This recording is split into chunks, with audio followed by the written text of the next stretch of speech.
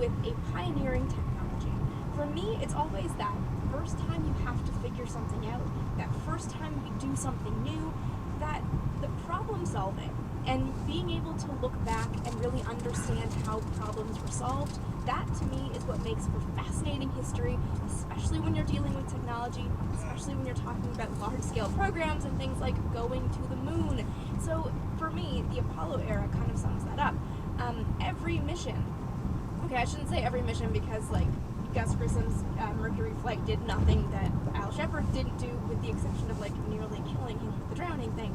Okay, so let's put it into broader terms. Almost every mission in the Apollo era did something new. It added a little bit more to NASA's understanding, right? So we have the Mercury program that was designed to just like teach NASA how to fly in space, okay?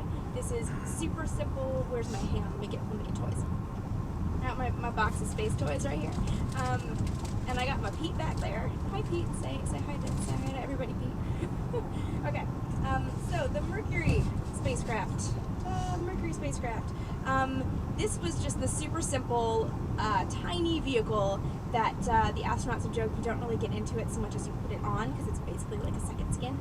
This was the program that would teach astronauts how to fly in space, and by how to fly in space, it was almost entirely automated, and the astronauts had basically no control.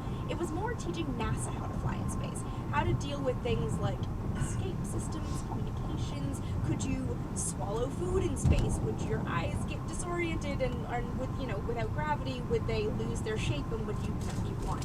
So this is the program that taught NASA how to fly in space. We went from suborbital flights to day-long missions in the course of 2 years. Okay, that's pretty awesome.